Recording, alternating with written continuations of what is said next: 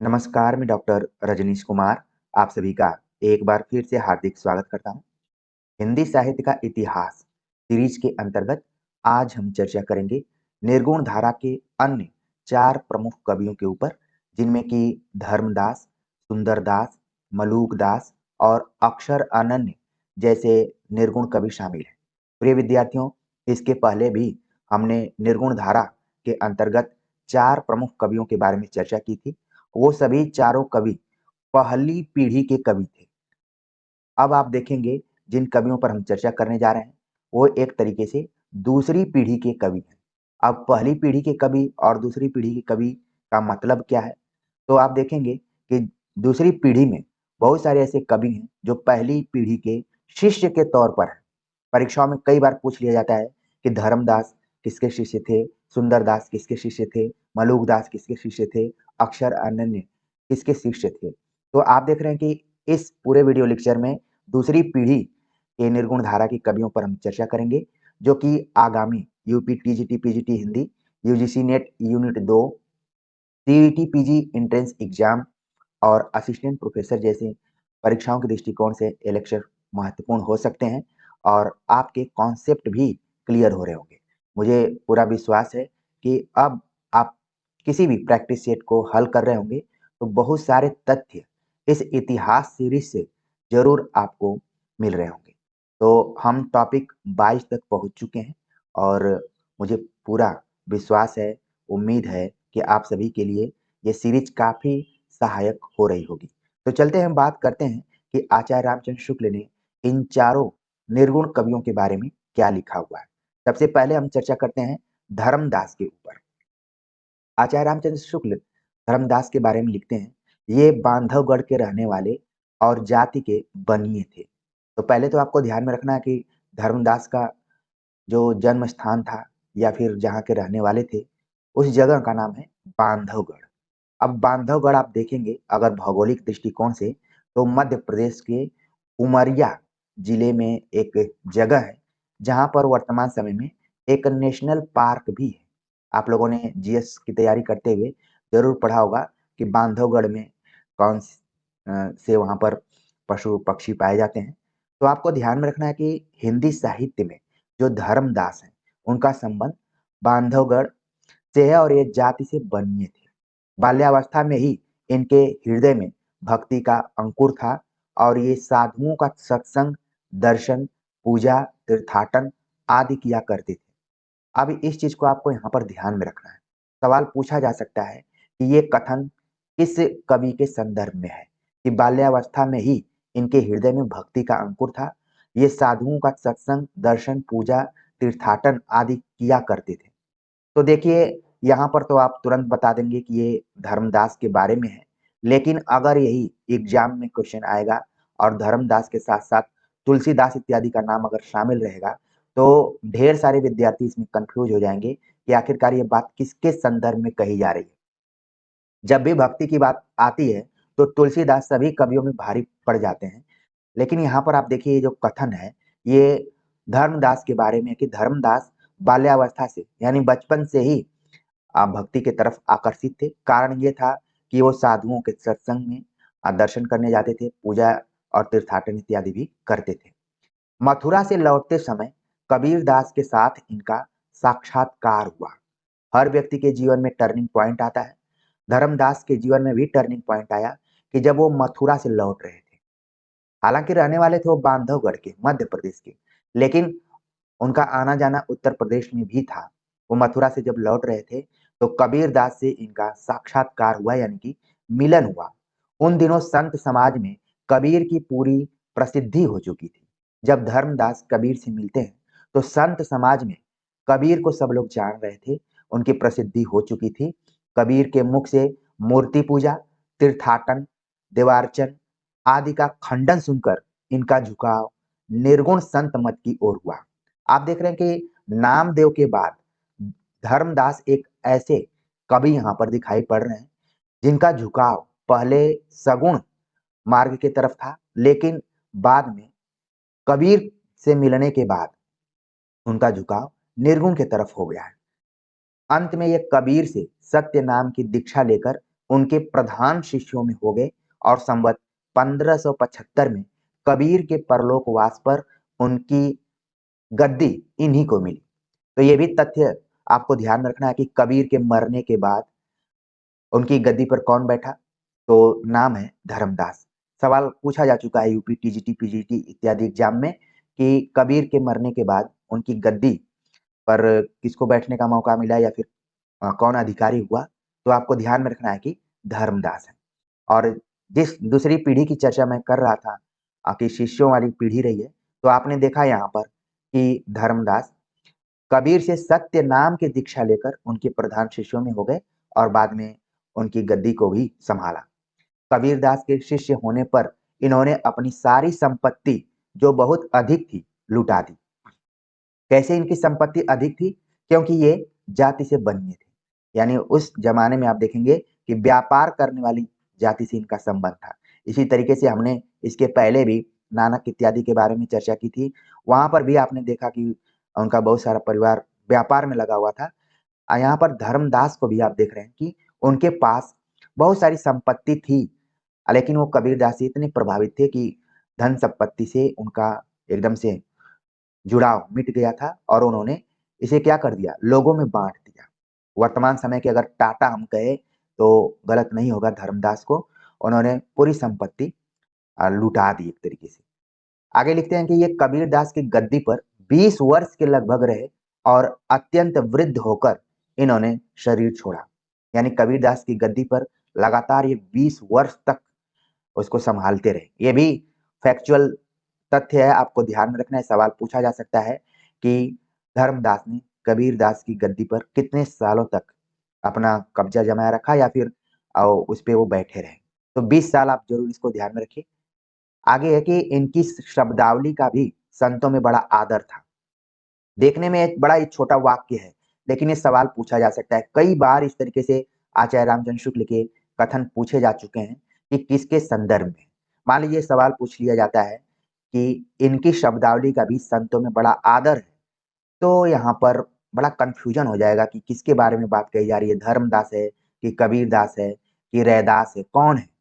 तमाम निर्गुण कवि आपके दिमाग में आएंगे, लेकिन इसका सही जवाब हो जाएगा कि धर्मदास की शब्दावली का भी संतों में बड़ा आदर है। यानी कि लोगों को यह पता था कि धर्मदास जो है वो कबीर के शिष्य रहे। यानी कबीर जिसके गुरु हों, तो जाहिर सी बात है कि शिष्य का भी महत्व संतों के बीच में होगा या फिर उनके उस वर्ग के बीच में जरूर होगा। इनकी रचना थोड़ी होने पर भी कबीर की अपेक्षा अधिक सरल भाव लिए हुए है।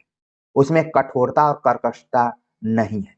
ये देखिए अंतर धर्मदास और कबीर में कि आचार्य रामचंद्र शुक्ल लिखते हैं कि भले ये कबीर के शिष्य रहे हैं और इनकी रचना कबीर की अपेक्षा थोड़ी है, लेकिन उन रचनाओं में सरल भाव है, कठोरता और कर्कशता की कोई जगह नहीं है। जबकि आचार्य रामचंद्र शुक्ल ने कबीर के कठोरता और कर्कशता को लेकर उनकी आलोचना की।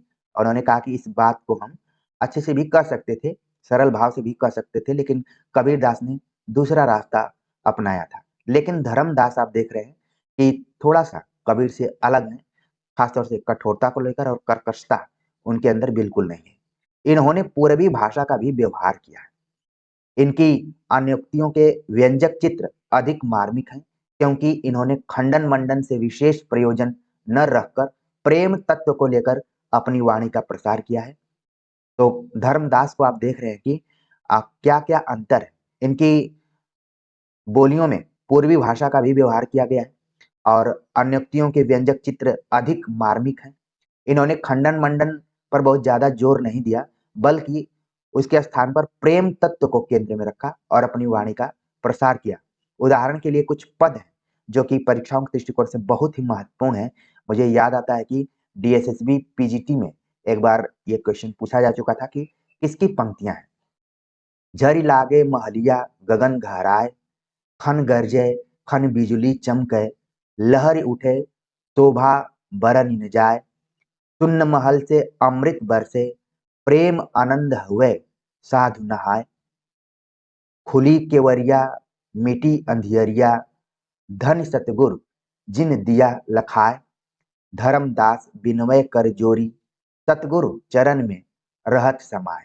तो आप देख रहे हैं कि कर्कशता और कठोरता की जगह विनम्रता को यहाँ पर ध्यान में रखा है धर्मदास ने। आगे की और पंक्तियां हैं। मितऊ मड़ैया सोनी कर गेलो, अपन बलम परदेश निकर गेलो, हमरा के किछुओ न गुण दे गेलो, जोगिन होई के मैं वन वन ढूंढो, हमरा के विरह बैराग दे गेलो। तो इसमें आप देख रहे हैं कि पूर्वीपन दिखाई पड़ रहा है। खासतौर से आप देखेंगे जो भोजपुर का इलाका है या फिर बिहारी जो उपभाषा है हिंदी की, उससे कुछ मिलती-जुलती यहाँ पर शब्दावलियाँ हैं। जैसे हमारा हमारा शब्द का प्रयोग किया गया है। अक्सर आप देखेंगे कि पूर्वांचल और बिहार इत्यादि में इस शब्द का प्रयोग किया जाता है। और बाकी आप देख रहे हैं बलम शब्द का प्रयोग किया गया है। ठीक है, निकरी शब्द का है। तो इसमें पूर्वीपन दिखाई पड़ रहा है और ऊपर के पद में आपने देखा कि विनम्रता को केंद्र में रखा गया है। आगे की पंक्ति पर बात करें तो संग की सखी सब पार उतर गइलो, हम धन ठाढ़ी अकेली रह गइलो, धर्मदास य अर्जू करत है, सार सबद सुमिरन दे गइलो। इन पंक्तियों को इसलिए ध्यान में आपको रखना है कि विद्यापति की भी पंक्तियां कुछ इसी तरीके से गैलो, खैलो, भेल, गेल इस तरीके से आती रहती हैं। तो कम से कम आपको ध्यान में रखना है कि ये सभी पंक्तियां धर्मदास द्वारा लिखी गई। आगे बात करते हैं सुंदरदास के ऊपर। प्रिय विद्यार्थियों, धर्मदास का एक और बड़ा योगदान रहा है कि उन्होंने बीजक का संपादन किया था। यहाँ पर आचार्य रामचंद्र शुक्ल इस तरीके का कोई वर्णन नहीं किए हैं, लेकिन आगे के जो भी इतिहासकार रहे हैं, जो आचार्य रामचंद्र शुक्ल में कमी रह गई या फिर जिन तथ्यों को उन्होंने छोड़ा था, आगे के इतिहासकारों ने उसको पूरा करने का प्रयास किया है। तो यदि धर्मदास न होते, तो शायद हम कबीर को उतने अच्छे से नहीं जान पाते। इसलिए कहा जाता है कि गुरु तभी महत्वपूर्ण होता है जब उसके शिष्य उस योग्यता को हासिल करें, जिससे कि गुरु को भी अमरता मिल जाए। तो धर्मदास वैसे ही शिष्यों में थे और आप लोग भी कोशिश कीजिए कि आप लोग जो भी गुरु शिष्य परंपरा को आगे बढ़ा रहे होंगे, उसमें आप अपने ऐसे शिष्यों को पैदा करें जो कि आपको भी अमर बना कर रखें। अब हम आगे बात करते हैं सुंदरदास के ऊपर। सुंदरदास के बारे में आचार्य रामचंद्र शुक्ल लिखते हैं, ये खंडेलवाल बनिए थे और चैत्र शुक्ल नव संवत 1653 में दौसा नामक स्थान जो कि जयपुर राज्य में उत्पन्न हुए थे। तो यहाँ पर आप देख रहे हैं कि धर्मदास के बाद दूसरे ऐसे कवि हैं निर्गुण में जो कि बनिए समाज से आ रहे हैं। कई बार आचार्य रामचंद्र शुक्ल के इतिहास ग्रंथ पर यह सवाल उठता है कि उन्होंने कवियों की जाति का उल्लेख किया है। आज हम जाति जनगणना की बात जरूर करते हैं, लेकिन इसके पहले ही आचार्य रामचंद्र शुक्ल ने अ, कवियों की जातियों का उल्लेख कर दिया। और मुझे याद आता है कि जो ये इतिहास ग्रंथ आचार्य रामचंद्र शुक्ल ने कंप्लीट किया 1929 में, उसी के आसपास में अंग्रेजों ने 1931 या 1934 के आसपास में पहली बार जाति जनगणना की शुरुआत की थी। हालांकि ये आगे तक बहुत ज्यादा नहीं चल पाई। मुझे कई बार लगता है कि आचार्य रामचंद्र शुक्ल उस समय से भी थोड़ा बहुत प्रभावित थे। उनको लगा कि सरकार जहाँ जाति जनगणना कर रही है वहीं पर हम इतिहास ग्रंथ लिखते हुए भी ये ध्यान में रखें कि कौन कवि किस समाज से आ रहा है, जिससे ये पता चले कि साहित्य में किस समाज का योगदान कितना रहा है। ये भी आगे शोध का विषय हो सकता है। हालांकि इस तरीके के शोध को लेकर हमारे जो शोध करने वाले विश्वविद्यालय हैं, खासतौर से बड़े-बड़े विश्वविद्यालय, वो हिम्मत नहीं कर पाते हैं और कई सिनॉप्सिस को वो वापस कर देते हैं कि ये क्या सिनॉप्सिस है, क्या अब ऐसे विषयों पर शोध होगा? लेकिन हो सकता है कि जब समाज और थोड़ा-सा ओपन हो और खुलापन उसमें आए और लोग प्रगतिशील हो जाएँ, तो इस तरीके से भी शोध किए जा सकते हैं। तो आप देखिए कि बैक टू बैक धर्मदास के बाद सुंदरदास एक ऐसे कवि हैं जो कि बनिए समाज से आते हैं। इनका जन्म संवत 1653 में हुआ था और दौसा नामक जगह पर, दौसा वर्तमान समय में आप देखेंगे राजस्थान का एक जिला है और यहाँ पर बहुत सारे हमारे मित्र यहाँ से पढ़े हुए थे, मेरे क्लासमेट थे जो मीणा समाज से आते रहे हैं। तो दौसा में बहुत सारे मीणा भी रहते हैं, ऐसा मैं इन मित्रों के आधार पर कह सकता हूँ। लेकिन आप ध्यान में रखिए सुंदरदास का संबंध कहाँ से है? दौसा से है।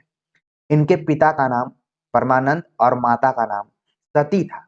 तो देखिए जब आपका दिन परीक्षा के दिन अच्छा नहीं होता है, तो इस तरीके से भी सवाल पूछ लिए जाते हैं कि किसके माता-पिता का क्या नाम है? तो याद रखिए कि सुंदरदास के पिताजी का नाम परमानंद और माता का नाम सती था, जब ये 6 वर्ष के थे, तब दादू दयाल दौसा में गए थे। आप देख रहे हैं इन कवियों के, जो दूसरी पीढ़ी के कवि हैं, उनके जीवन में कैसे टर्निंग पॉइंट आ रहा है। धर्मदास जब मथुरा गए थे, तो उनकी मुलाकात कबीर से होती है। सुंदरदास जब 6 साल के थे, बाल्यावस्था में ही थे एक तरीके से देखा जाए, तो जब दादू दयाल दौसा गए थे, तब उनसे प्रभावित हो गए सुंदरदास। आजकल के 6 वर्ष के बच्चे न जाने मोबाइल लेकर क्या कर रहे होंगे, लेकिन सुंदरदास और धर्मदास को देखने के बाद हमारी आंखें खुल रही हैं कि उस समय कितनी तत्परता रही होगी। दादू दयाल से प्रभावित होकर सुंदरदास उनके शिष्य हो गए। आगे लिखते हैं कि तभी से ये दादू दयाल के शिष्य हो गए और उनके साथ रहने लगे। पढ़ाई लिखाई उस समय इन लोगों को बहुत करना नहीं था, लेकिन ताज्जुब की बात यह है कि आगे आपको चलकर पता चलेगा कि निर्गुण कवियों में सबसे ज्यादा अगर कोई पढ़ा लिखा था तो वो सुंदरदास ही थे। सुंदरदास 6 साल में दादू दयाल के संपर्क में आते हैं और दादू दयाल के शिष्य बन जाते हैं और उन्हीं के साथ रहने लगते हैं। संवत 1660 में दादू दयाल का देहांत हुआ। तब तक ये नराना में रहे। फिर जगजीवन साधु के साथ अपने जन्म स्थान दौसा में आ गए। वहां संवत 1663 तक रहकर भी फिर जगजीवन के साथ काशी चले आए।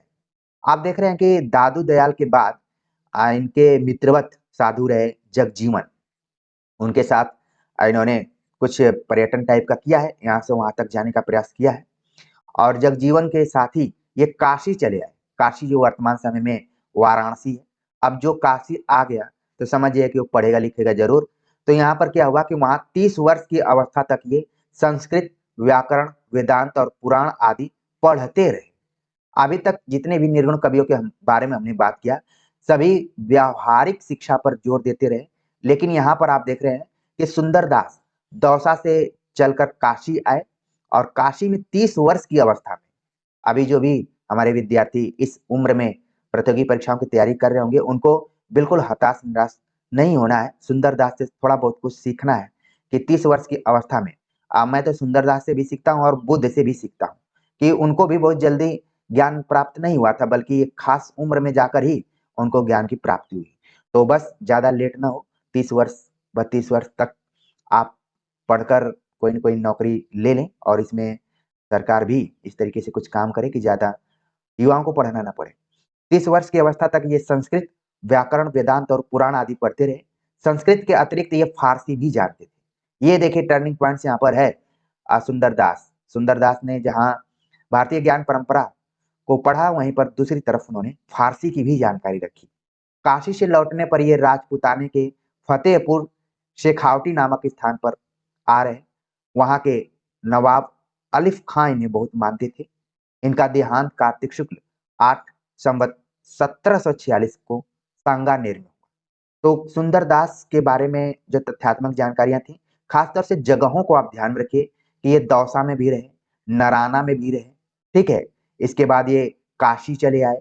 फिर इसके बाद आप देख रहे हैं कि सांगानेर में इनका निधन होता है।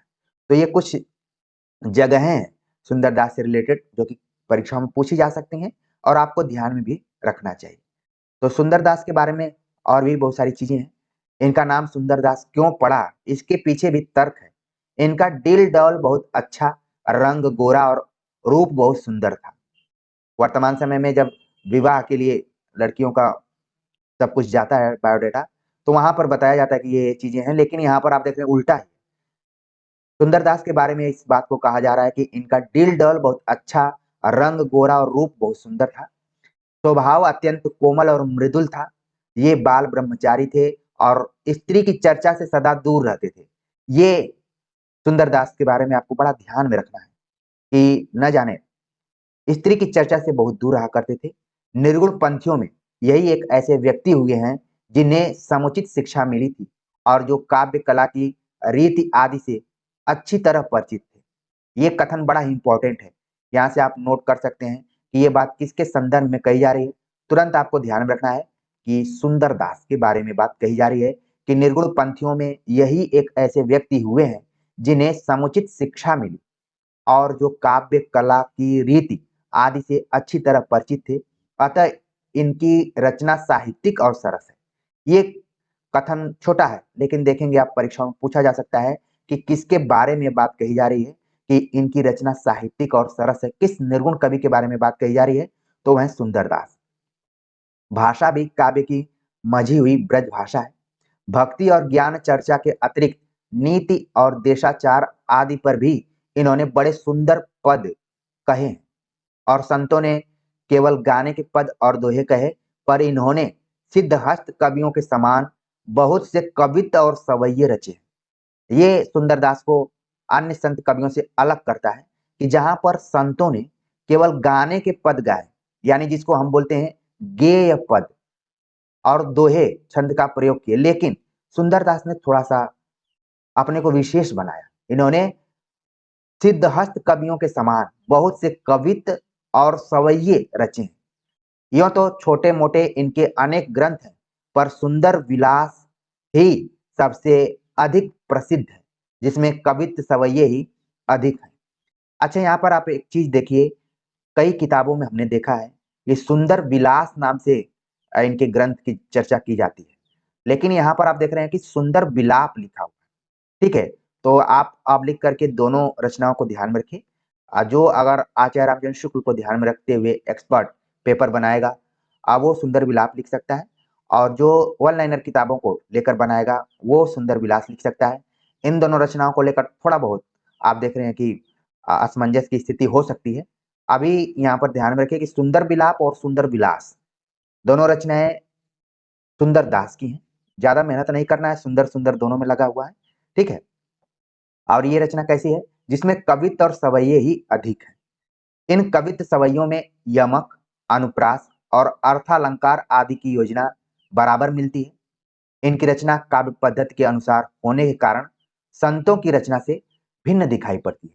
तो यहाँ पर आप ध्यान में रखिए कि अभी तक हम जितने भी संत कवियों को पढ़ रहे थे, सामान्यतः उपदेश परक उनकी रचनाएं थी, लेकिन यहाँ पर सुंदर दास ने थोड़ा सा प्रयोग किया है कि इन्होंने कवित्त भी लिखा, सवैया भी लिखा, साथ में अलंकारों में यमक, अनुप्रास और अर्थालंकार की योजना भी इनकी रचनाओं में प्रायः मिलती है, और इसी कारण इनकी रचना अन्य संतों से अलग दिखाई पड़ती है।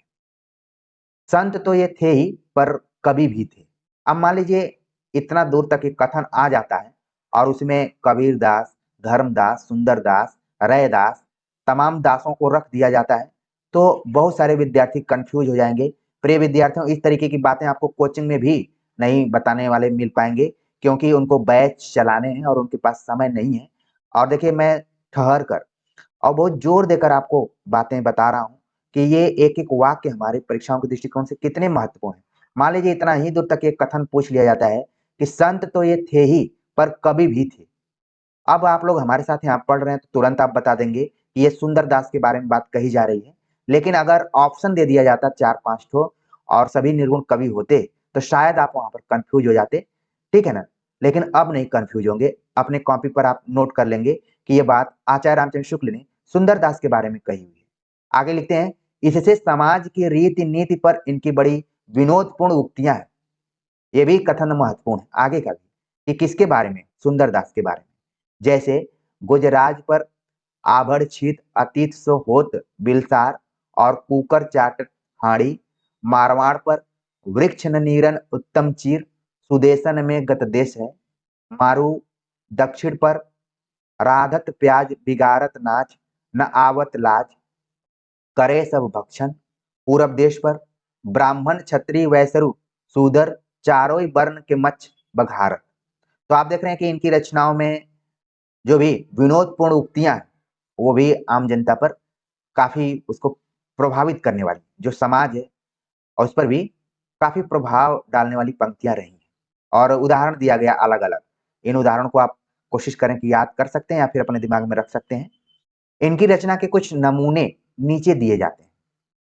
गेह तज्यो अरु नेह तज्यो पून खेह लगाई के देह संवारी, मेह सहे सिर शीत सहे तन धूप समय जो पंचागिन बारी, भूख सही रही रूख तरे पर सुंदर दास सभय दुख भारी, डासन छाड़ के कासन ऊपर आसन मारियो तय आस न मारी।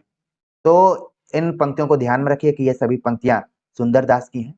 आगे जो कथन है वो भी बहुत ही महत्वपूर्ण है। आचार्य रामचंद्र शुक्ल लिखते हैं, व्यर्थ की तुकबंदी और उटपटांग बानी इनको रुचिकर न थी। अब तक हमने निर्गुण कवियों पर चर्चा करते हुए यही देखा, कबीर के संदर्भ में कि प्रतिभा संपन्न थे, तुकबंदी और उटपटांग वाणी का प्रयोग करते थे। लेकिन यहाँ पर आप देख रहे हैं कि सुंदर दास के बारे में ये बात कही जा रही है कि व्यर्थ की तुकबंदी और उटपटांग वाणी इनको रुचिकर नहीं थी। सवाल पूछा जा सकता है कि ये किस कवि के बारे में बात कही जा रही है। तो अब जितने भी हमारे विद्यार्थी हैं, काक चेष्टा बको ध्यानम लगाकर सुन रहे हैं और आत्मीयता के साथ देख रहे हैं, नोट्स बना रहे हैं, वो तुरंत अपने कॉपी पर नोट कर लेंगे कि सुंदरदास के बारे में ये कथन आचार्य रामचंद्र शुक्ल की है कि व्यर्थ की तुकबंदी और उटपटांग बानी इनको रुचिकर न थी। कौन? सुंदरदास को। इसका पता इनके इस कवित्त से लगता है। बोलिए तो तब जब बोलिबे के बुद्धि होए, न तो मुख मौन गही चुप होए रहिए। आप देख रहे हैं कि यहाँ पर कोई तुकबंदी नहीं। जोरिए तो तब जब जोरिबे को रीति जाने, तुक छंद अरथ अनूप जामे लहिए। गाइए तो तब जब गाइबे को कंठ हो, यानी गाना आप तभी गाइए जब आपके पास सुरीला कंठ हो। श्रवण के सुनते ही मन जाए गई और सुनते ही मन प्रसन्न हो जाए। तुक भंग छंद भंग अर्थ मिले न कछु, सुंदर कहत ऐसी बानी नहीं कही। कह रहे हैं कि अगर तुक भंग, छंद भंग और अर्थ ही कुछ न मिले, अर्थ ही कुछ न मिले, तो ऐसी बानी कहने से बचिए। यानी कि बहुत अच्छी बात यहाँ पर एक तरीके से सुंदरदास ने कही है। न सिर्फ अपने उस समय और समाज के लिए कही है, बल्कि आज भी है कि अगर आपको पढ़ाने आता है तभी आप पढ़ाइए, आपको गाने आता है तभी आप गाइए, ठीक है? अन्यथा ऐसा काम मत कीजिए जो काम आपको नहीं आता है। तो सुंदरदास थोड़ा से आक्रामक तो थे, भले बताया गया कि इनमें कोमलता थी, तमाम चीजें थी। एक चीज और आपने पढ़ी होगी कि सुंदरदास जो थे, शिक्षित होने के बाद इन्होंने श्रृंगार रस का काफी विरोध किया है। ये भी सवाल कई बार पूछा जाता है कि श्रृंगार रस का विरोधी कौन था, कौन सा निर्गुण कवि था? तो वो है सुंदरदास। आगे आचार्य रामचंद्र शुक्ल लिखते हैं कि सुशिक्षा द्वारा विस्तृत दृष्टि प्राप्त होने से इन्होंने और निर्गुणवादियों के समान लोक धर्म की उपेक्षा नहीं की। ये बहुत बड़ी बात यहाँ पर कही जा रही है कि सुंदरदास ने लोक धर्म को भी महत्वपूर्ण माना। पातिव्रत का पालन करने वाली स्त्रियों, रण क्षेत्र में कठिन कर्तव्य का पालन करने वाले शूरवीरों आदि के प्रति इनके विशाल हृदय के सम्मान के लिए पूरी जगह थी। दो उदाहरण देखने लायक हैं। पति ही सु प्रेम होय, पति ही सुई नेम होय, पति ही सु क्षेम होय, पति ही सु रत है। आप यहाँ पर देख रहे हैं कि पातिव्रत का पालन करने के लिए सबके केंद्र में कौन है? पति है। पति ही यज्ञ जोग, पति ही है रस भोग, पति ही सु मिटे शोक, पति ही को जत है, पति ही ज्ञान ध्यान, पति ही है पुण्यदान। खास तौर से इन पंक्तियों को पढ़ते हुए जितने भी पति होंगे थोड़ा बहुत तो खुश होंगे ही। जिस तरीके से सुंदरदास, जो कि स्त्रियों से काफी दूर रहा करते थे, पहले भी हमने बताया और यहाँ पर आचार्य राम शुक्ल ने भी उसका जिक्र किया है। लेकिन कैसा इनका अनुभव रहा है उसको हमें ध्यान में रखना है। पति ही है तीर्थ नहान, पति ही को मत है, पति बिनु पति नाहि, पति बिनु गति नाहि, सुंदर सकल विधि एक पतिव्रत है, सुनत नगारे चोट बिगसे कमल मुख, अधिक ऊछा खुल्यो मात है न तन में। तो आप देख रहे हैं कि जहां भी पति से रिलेटेड कोई पंक्ति आए और उसमें निर्गुण कवियों से रिलेटेड कोई सवाल पूछा जाए, तो आपको आंख बंद करके सुंदरदास को याद करना है और इसका उत्तर वही लगा देना है। आगे हम बात करें तो कुछ और पंक्तियां हैं। फेरे जब सांग तब को नहीं धीर धरे, कायर कंपायमान होत देख मन में, कूद के पतंग जैसे परत पावक माही, ऐसे टूटी परे बहु सावत के गन में, मारी घमसान करी सुंदर जुहारे श्याम, सोई सूरवीर ऋषि रहे जाय रन में। तो शूरवीरों के लिए भी यहाँ पर कुछ पंक्तियां हैं। तो इन पंक्तियों के माध्यम से ध्यान में रखिए कि जो वीर गाथा काल में वीर रस प्रधान था, आप देखेंगे कि निर्गुण भक्ति शाखा में भी सुंदरदास जैसे कुछ कवि रहे हैं जिन्होंने की सूरता को भी अपने कविताओं में जगह दी हुई है। तो यानी कि आदिकाल में वीर रस कमजोर नहीं हुआ था, हाँ कमजोर हुआ था भक्ति की अपेक्षा, लेकिन रचनाएं थोड़ी बहुत लिखी जा रही थी। तो इसमें से एक यहाँ पर आप देख रहे हैं, सुंदरदास को जरूर आप अपने दिमाग में रखिए। आगे बात करते हैं कि इस प्रकार इन्होंने जो सृष्टि तत्व आदि कहे हैं, वे भी औरों के समान मनमाने और उटपटांग नहीं है। आचार्य रामचंद्र शुक्ल काफी खुश हैं सुंदरदास के ऊपर। बार बार इस चीज को वो सिद्ध करना चाहते हैं कि अन्य निर्गुण कवियों की तरह इन्होंने उटपटांग भाषा शैली का प्रयोग नहीं किया है, शास्त्र के अनुकूल है। ये सवाल यहाँ से पूछा जा सकता है। वे भी औरों के समान मनमाने और उटपटांग नहीं है, शास्त्र के अनुकूल है। ये किसके बारे में बात कही जा रही है? आप ध्यान रखिए सुंदरदास के बारे में। उदाहरण के लिए नीचे का पद लीजिए जिसमें ब्रह्म के आगे और सब क्रम सांख्य के अनुकूल है। ब्रह्म ते पुरुष और प्रकृति प्रकट भई। आज जो लोग फिलॉसफी पढ़े होंगे, दर्शन शास्त्र पढ़े होंगे, तो सांख्य दर्शन में पुरुष और प्रकृति के बारे में चर्चा की जाती है। ये थोड़ा सा दार्शनिक पक्ष है। चूंकि सुंदरदास काशी में आकर बहुत अध्ययन किए हुए थे, तो उन्होंने दर्शन का भी अध्ययन किया है। तो दर्शन का अध्ययन जो भी विद्यार्थी करते हैं, वो पुरुष और प्रकृति के बारे में अच्छे से जानते होंगे कि आखिरकार इनका मतलब क्या है। मुझे याद है कि जब मैं बीएचयू का विद्यार्थी था बीए में, तो हमारे एक फिलॉसफी के प्रोफेसर थे। उन्होंने बताया कि एक बच्चे ने एक आंसर में लिखा कि पुरुष बाहर का काम करता है और प्रकृति जो कि स्त्री के रूप में है वो घर का काम करती है। अंतर पूछा गया था शायद फिलॉसफी में कि पुरुष और प्रकृति सांख्य दर्शन के अनुसार इनमें क्या अंतर है। तो बच्चे ने यही लिखा हुआ था। तो उन्होंने इसको व्यंग के रूप में ही बताया, मतलब हंसी मजाक के तौर पर ही बताया था। लेकिन यहाँ पर आप देख रहे हैं कि सुंदरदास ने सृष्टि तत्व के बारे में जो चर्चा की है कि ब्रह्म के आगे सब क्रम सांख्य के अनुकूल है। कैसे? ब्रह्म ते पुरुष और प्रकृति प्रकट भई। प्रकृति ते महतत्व पुण्य अहंकार है। अहंकार होते तीन गुण रत सत रज तम। तमहु ते महाभूत विषय पसार है। रजहू ते इंद्री दस पृथक पृथक भई। सतहु ते मन आदि देवता विचार है। ऐसे अनुक्रम करे शिष्य सु कहत गुरु। सुंदर सकल यह मिथ्या भ्रमजार है। तो आप देख रहे हैं कि सुंदरदास की कुछ पंक्तियां हैं जिसमें उन्होंने सत रज और तम गुणों की विशेषताएं बतलाई और उनका क्या प्रभाव उसके बारे में यहाँ पर लिखा हुआ है। तो इस तरीके से आप आचार्य रामचंद्र शुक्ल के आधार पर सुंदरदास के बारे में कुछ महत्वपूर्ण तथ्यों को ध्यान में रखिए। आगे हम बात करते हैं अगले जो निर्गुण कवि हैं, उनका नाम है मलूक दास। और जैसे ही मैंने नाम लिया मलूक दास का, आपके चेहरे पर थोड़ा सा प्रसन्नता का भाव जरूर होगा कि अजगर करे न चाकरी पंछी करे न काम।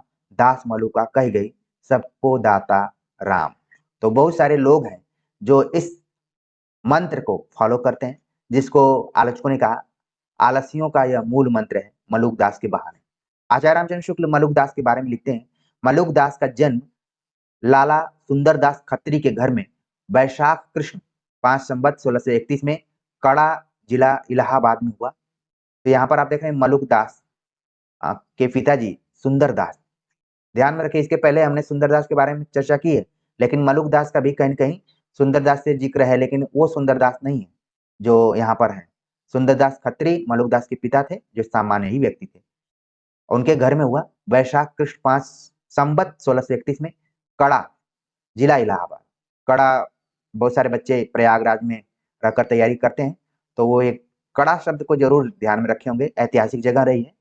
जिला इलाहाबाद में हुआ था इनका जन्म। इनकी मृत्यु 108 वर्ष की अवस्था में संवत 1739 में हुई। मलूक दास शतक लगाने वाले निर्गुण कवियों में शामिल रहे। हालांकि कबीर दास ने भी शतक लगाया था, ऐसी चर्चाएं हम सुनते रहते हैं और तथ्य भी हैं। तो मलूक दास भी ज्यादा दिन तक जीवित रहे। इसके पहले बताया गया कि जो धर्मदास थे वो भी लंबी उम्र पाए हुए थे। ठीक है, तो निर्गुण कवियों ने अपने को इस तरीके से बनाया था कि वो 100 से अधिक वर्ष तक भी जीवित रहा करते थे। मलूक दास उसी में से एक हैं जो 108 वर्ष की अवस्था में इस दुनिया को छोड़कर गए। ये औरंगजेब के समय में दिल के अंदर खोजने वाले निर्गुण मत के नामी संतों में हुए और इनकी गद्दियां कड़ा जयपुर, गुजरात, मुल्तान, पटना, नेपाल और काबुल तक में कायम। अभी तक हमने जितने भी निर्गुण कवियों को पढ़ा, ये तथ्य किसी में नहीं आया। सभी लोग अपने ही एरिया में अपने प्रभाव को बनाए रखे, लेकिन मलूक दास उन निर्गुण कवियों में है जो कि पहले तो आपको ध्यान में रखना है कि कड़ा नामक जगह इलाहाबाद में इनका जन्म हुआ। ये औरंगजेब के समय में, औरंगजेब के समकालीन थे और इनकी गद्दियों का बड़ा प्रसार है। आप देख रहे हैं यहाँ पर कि कड़ा में तो इनकी गद्दी थी, साथ में जयपुर, फिर गुजरात, मुल्तान, पटना, नेपाल और काबुल तक फैली हुई थी। इनके संबंध में बहुत से चमत्कार या करामातें प्रसिद्ध हैं। मान लीजिए एक कथन पूछ लिया जाता है कि किसके संदर्भ में आचार्य रामचंद्र शुक्ल ने इस बात को कहा है, तुरंत आपके दिमाग में आना चाहिए कि ये मलूक दास है। सवाल पूछा जा सकता है, एक दो बार ये प्रवक्ता या फिर असिस्टेंट प्रोफेसर के एग्जाम में आ चुका है कि इनके संबंध में बहुत से चमत्कार या करामातें प्रसिद्ध हैं। कहते हैं कि एक बार इन्होंने डूबते हुए शाही जहाज को पानी के ऊपर उठाकर बचा लिया था और रुपयों का तोड़ा गंगा जी में तैरा कर कड़े से इलाहाबाद भेजा था। ये भी उन्हीं करामातों में फेमस है कि एक बार कोई शाही जहाज डूब रहा था तो उसको उन्होंने ऊपर उठा लिया और रुपयों का तोड़ा गंगा जी में तैराकर कड़े से इलाहाबाद पहुंचा दिया था। तो ये सब ऐसी किंवदंतियां हैं, कितनी ये सही है कितनी गलत इसके ऊपर हम नहीं जा सकते, लेकिन ध्यान में रखना है कि चमत्कार और करामातें मलुकदास के बारे में काफी रही। आलसियों का एक मूल मंत्र इन्होंने बताया था, उसके बारे में दो पंक्तियां लिखी थी जो कि आज भी लोग प्राय एक दूसरे के बारे में कहते हुए पाए जाते हैं। अजगर करे न चाकरी, पंछी करे न काम, दास मलुका कह गई, सबको दाता राम। और वर्तमान समय में इसका कुछ परिशोधन करते हुए खास तौर से हमारे विद्यार्थी नौकरी वाली परीक्षाओं की तैयारी कर रहे हैं, लेकिन जब नौकरी में आएंगे तो ये वाला मंत्र काफी काम में आता है और इसका थोड़ा सा परिशोधन लोगों ने कहा किया है। और किस तरीके से किया है कि बन के रहो पगला, काम करे अगला। तो अभी नौकरी में जब आएंगे तो ये मंत्र आप फॉलो करेंगे। अभी तो आपको मेहनत करना है, भले ही पागल बन के ही मेहनत करना है, लेकिन करना है। तो अजगर करे न चाकरी, पंछी करे न काम, दास मलुका कह गई, सबको दाता राम। सबके सबके देखभाल करने वाले कौन है? राम। अब सवाल उठता है कि ये राम कौन से हैं? अवतारी पुरुष राम है या फिर जो कबीर के राम है वो है? ठीक है ना, इसको लेकर भी आप थोड़ा सा अपने दिमाग पर चोट कीजिए। आप समझ गए होंगे वही निर्गुण वाले राम होंगे। आगे है कि इनकी दो पुस्तकें प्रसिद्ध हैं, रत्न खान और ज्ञान बोध। तो मलुक दास की दो पुस्तकों को आपको ध्यान में रखना है, रत्न खान और ज्ञान बोध। कई जगह रतन खान लिखा रहता है, लेकिन यहाँ पर आप देख रहे हैं रत्न खान लिखा हुआ है, उसको आप ध्यान में रखिए। और ज्ञान बोध बिल्कुल ध्यान में रखिए, कई बार ये पूछा जा चुका है। हिंदुओं और मुसलमानों दोनों को उपदेश देने में प्रवृत्त होने के कारण दूसरे निर्गुण मार्गी संतों के समान इनकी भाषा में भी फारसी और अरबी शब्दों का प्रयोग है। इसी दृष्टि से बोलचाल की खड़ी बोली का पुट इन सब संतों की वाणी में एक सा पाया जाता है। इन सब लक्षणों के होते हुए भी इनकी भाषा सुव्यवस्थित और सुंदर है। अब तमाम बातें कही, लेकिन एक चीज यहाँ पर जोड़ दिया कि सब कुछ होने के बावजूद भी इनकी भाषा सुव्यवस्थित और सुंदर है। कहीं कहीं अच्छे कवियों का सा पद विन्यास और कवित आदि छंद भी पाए जाते हैं। अब जब कवित की बात की जाएगी तो आपके दिमाग में सुंदर दास का नाम तो आना ही चाहिए। साथ में आपको ध्यान में रखना है कि मलुक दास के संदर्भ में भी आचार्य रामचंद्र शुक्ल ने कवित्व शब्द का प्रयोग किया हुआ है। कुछ पद बिल्कुल खड़ी बोली में, यहाँ से आप देख रहे हैं धीरे धीरे खड़ी बोली शब्द का प्रयोग आना शुरू हो चुका है मलुक दास। और जिस पद के बारे में हमने पढ़ा था, आप देख रहे हैं कि इसमें कई ऐसे शब्द हैं जो कि खड़ी बोली के दिखाई पड़ रहे हैं आपको, ठीक है ना। तो यहाँ पर बिल्कुल कुछ पद खड़ी बोली में है। आत्मबोध, वैराग्य, प्रेम आदि पर इनकी वाणी बड़ी मनोहर है। ये भी आपको कथन ध्यान में रखना है कि किसके लिए। दिग्दर्शन मात्र के लिए कुछ पद नीचे दिए जाते हैं, उदाहरण के लिए है, अब तो अजपा जप मन मेरे, सुर नर असुर टहलुआ जाके, मुनि गंधर्व हैं जाके चेरे, 10 अवतार देख मत भूलो, ऐसे रूप घनेरे, अलख पुरुष के हाथ बिकाने, जब तय नैनन हेरे, कह मलूक तू चेत अचेता काल न आवे नेरे, नाम हमारा खाक है हम खाकी के बंदे, खाकहीं से पैदा किए अति गाफिल गंदे। तो ये पंक्तियां मलूक दास की हैं। हम खासतौर से आलसियों का मंत्र वाला ही ध्यान में रखते हैं, लेकिन यहाँ पर एक दो बार एग्जाम में ये वाली पंक्ति पूछी जा चुकी है। अब तो अजपा जप मन मेरे, किसकी है? तो आपको ध्यान में रखना है कि मलूक दास की है। अजपा की बात आप देखेंगे कबीर दास की जगह उनके संदर्भ में भी कई बार ये पंक्तियां आई हुई, लेकिन ध्यान में रखना है कि ये मलूक दास की है। आगे भी कुछ पंक्तियां हैं। कबहू न करते बंदगी दुनिया में भूले, आसमान को ताकते घोड़े चढ़ फूले, तबहिन के हम तय हमारे, जीव जंतु मुहि लगे प्यारे, तीनों लोक हमारी माया, अंत कतहू से कोई नहीं पाया, 36 पवन हमारी जाति, हम ही दिन और हम ही राति, हम ही तरवर कीट पतंगा, हम ही दुर्गा हम ही गंगा। ये सब पंक्तियां आप देख रहे हैं कि परीक्षाओं के लिए महत्वपूर्ण है। हम ही मुल्ला हम ही काजी, तीरथ भरत हमारी बाजी, हम ही दशरथ हम ही राम, हमारे क्रोध और हमारे काम। ये भी पंक्तियां महत्वपूर्ण है। हम ही रावण हम ही कंस, हम ही मारा अपना वंश। तो ये सब पंक्तियां मलूक दास की हैं और परीक्षाओं के दृष्टिकोण से महत्वपूर्ण है। खास तौर से ये कि हम ही मुल्ला हम ही काजी, तीरथ भरत हमारी बाजी, ये सब पूछी जा सकते हैं कि किसकी हैं? मलूक दास की। आगे हम बात करते हैं अगले जो कवि हैं और निर्गुण धारा में अंतिम कवि अक्षर अनंत। इनके बारे में आचार्य रामचंद्र शुक्ल लिखते हैं कि संवत 1710 में इनके वर्तमान रहने का पता लगता है। ये दतिया रियासत के अंतर्गत सेनुहरा के कायस्थ थे और कुछ दिनों तक दतिया के राजा पृथ्वी चंद के दीवान थे। अक्षर अनन्य का संबंध भी दतिया, जो कि मध्य प्रदेश में एक जिला है, वहां से है और ये जाति से कायस्थ थे। एक राजा के ये दीवान थे जिनका नाम है पृथ्वी चंद। पीछे ये विरक्त होकर पन्ना में रहने लगे। पन्ना भी मध्य प्रदेश में एक जगह। प्रसिद्ध छत्रसाल इनके शिष्य हुए। ये टर्निंग पॉइंट आपको ध्यान में रखना है कि जिस छत्रसाल की चर्चा हम छत्रसाल दशक के संदर्भ में करते हैं, जहां पर भूषण कवि का नाम आता है, छत्रसाल इनके शिष्य हुए। अक्षर अनन्य उनके क्या थे? गुरु थे। ये चीज आपको ध्यान में रखना है। छत्रसाल इनके शिष्य हुए। एक बार ये छत्रसाल से किसी बात पर अप्रसन्न होकर जंगल में चले गए। पता लगने पर जब महाराज छत्रसाल क्षमा प्रार्थना के लिए इनके पास गए, तब इन्हें एक झाड़ी के पास खूब पैर फैलाकर लेटे हुए पाया। महाराज ने पूछा, पांव पसारा कब से? चट से उत्तर मिला, हाथ समेटा जब से। तो ये देखिए कुछ किंवदंतियां हैं, कुछ बातें हैं यहाँ पर।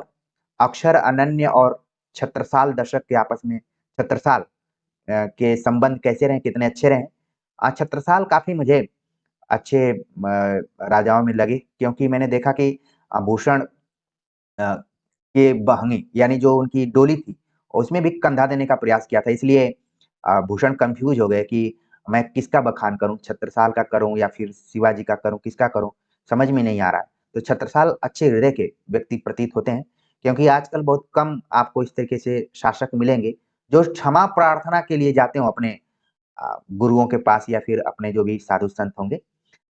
छत्रसाल थोड़े अलग व्यक्ति थे ऐसा लगता है। और जो सवाल जवाब है आपने देखा यहाँ पर। आगे लिखते हैं कि ये विद्वान थे और वेदांत के अच्छे ज्ञाता थे। ये हमारे लिए महत्वपूर्ण है। सवाल पूछा जा सकता है किसके बारे में बात कही जा रही है कि ये विद्वान थे और वेदांत के अच्छे ज्ञाता थे? तो वो थे अक्षर अनन्य। इन्होंने योग और वेदांत पर कई ग्रंथ लिखे, जिसमें राजयोग, विज्ञान योग, ध्यान योग, सिद्धांत बोध, विवेक दीपिका, ब्रह्म ज्ञान, अनन्य प्रकाश आदि इनके प्रमुख ग्रंथ हैं। तो आपको बस राज, विज्ञान, ध्यान, सिद्धांत, विवेक, ब्रह्म, ये सब ध्यान में रखिए कि अक्षर अनन्य के हैं। और दुर्गा सप्तशती का भी हिंदी पद्यों में अनुवाद किया है। राजयोग के कुछ पद्य नीचे दिए गए हैं। जैसे यहाँ पर कहा गया, यह भेद सुनो पृथ्वी चंद राय, फल चारों को साधन उपाय, यह लोक सदै सुख पुत्र बाम, परलोक नसे बस नरक धाम, परलोक लोक दो सधय जाय, सोई राज जोग सिद्धांत आय, निज राज जोग ज्ञानी करन, हठी मूढ़ हठ मूढ़ धर्म साधत अनंत। तो यहाँ पर एक तरीके से राजा को संबोधित करते हुए बातें की गई हैं। राज योग क्या होता है उसके बारे में, फिर इसके बाद ध्यान योग क्या होता है। आप लोगों को भी राजयोग भले ही न याद हो, लेकिन ध्यान योग जरूरी है, क्योंकि पढ़ाई में ध्यान का काफी रोल है। ठीक है, तो इन पंक्तियों को ध्यान में आप रख सकते हैं। जैसा कि ऊपर कहा जा चुका है कि निर्गुण मार्गी संत कवियों की परंपरा में थोड़े ही ऐसे हुए हैं जिनकी रचना साहित्य के अंतर्गत आ सकती है।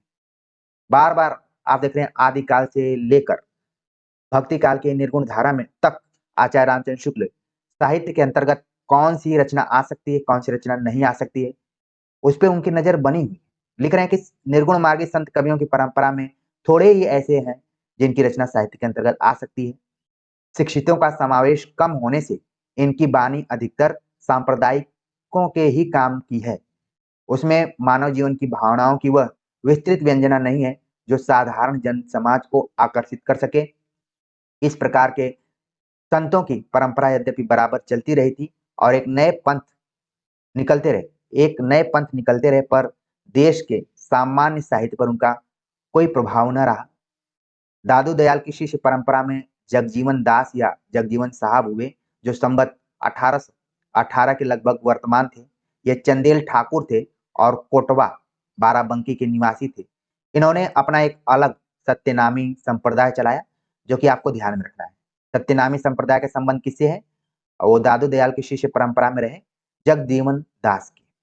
इनकी बानी में साधारण ज्ञान चर्चा है, ये भी आपको ध्यान में रखना है। ये कथन पूछा जा सकता है कभी भी।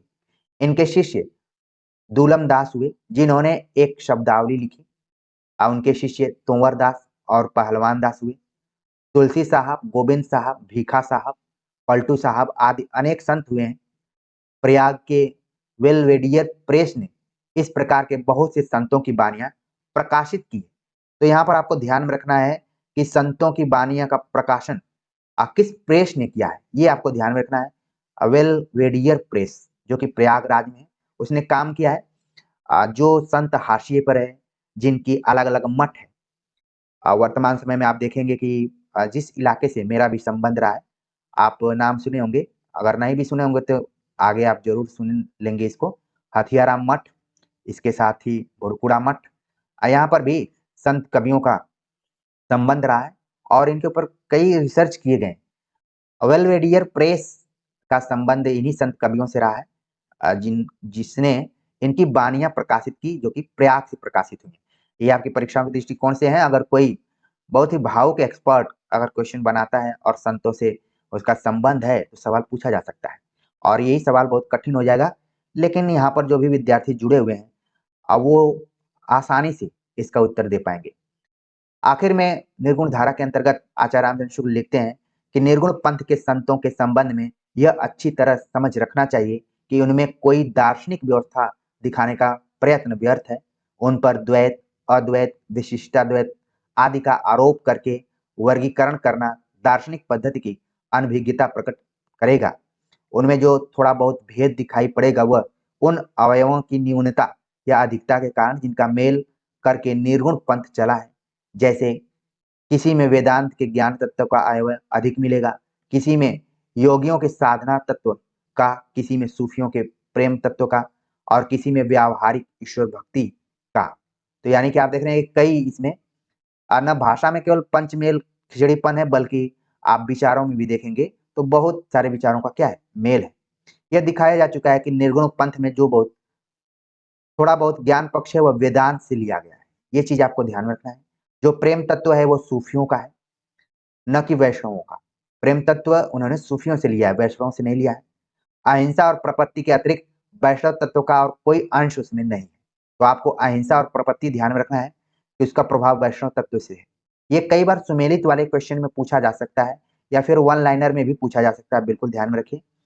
आगे है कि उसके सूरत और निरत शब्द बौद्ध सिद्धों के। सूरत का मतलब क्या है? सूरत का मतलब अगर सामान्य रूप से आप लगाएं तो रति से लगाया जाता है, संभोग से लगाया जाता है, ठीक है। और निरत का संबंध किसका है? आसक्ति से लगाया जाता है। हालांकि ये सभी पारिभाषिक शब्द हैं, इन पर हम आगे भी बात कर सकते हैं। लेकिन निर्गुण कवियों में आप देखेंगे, खासतौर से सिद्धों में, तो सूरत सूरत निरत की चर्चा बार बार की जाती रही है। और ये सवाल भी पूछा जाता है कि ये क्या है? बौद्ध धर्म के अष्टांग मार्ग हैं सम्यक स्मृति और सम्यक समाधि। सम्यक स्मृति वह दशा जिसमें क्षण-क्षण पर मिटने वाला ज्ञान स्थिर हो जाता है और इसकी श्रृंखला बंध जाती है। समाधि में साधक सब संवेदनाओं से परे हो जाता है। अतः सूरत निरत शब्द योगियों की वाणियों से आए हैं, वैष्णवों से उनका कोई संबंध नहीं है।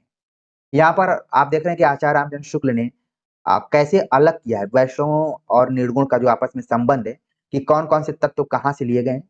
अगर कोई आरोपित करता है कि ये लोग वैष्णवों से प्रभावित थे, तो ऐसा बहुत दावे के साथ नहीं कहा जा सकता। बस 2 ही चीज़ों से थे, अहिंसा और प्रपत्ति। इन दोनों से वैष्णव तत्व से लिया गया था, बाकी का सब अलग-अलग जगहों से मेल ही है। तो निर्गुण पंथ में आप देख रहे हैं कि भाषा के दृष्टिकोण से और विचारों के दृष्टिकोण से अलग-अलग जगहों से चीज़ें उधार ली गई हैं, जैसे कि हमारा संविधान भी उधार लेकर लिखा गया है। तो उसी तरीके से आप कोरिलेट करके आप एन्जॉयमेंट के साथ पढ़ेंगे, तो आपको पढ़ने में आनंद आएगा और मज़ा भी आएगा और ये इतिहास ग्रंथ कब खत्म हो जाएगा, इसका भी आभास नहीं होगा। तो प्रिय विद्यार्थियों, आज का ये वीडियो लेक्चर आप सभी को कैसा लगा? आप सभी के कमेंट्स का मुझे इंतज़ार रहेगा। मिलते हैं एक नए टॉपिक के साथ, तब तक के लिए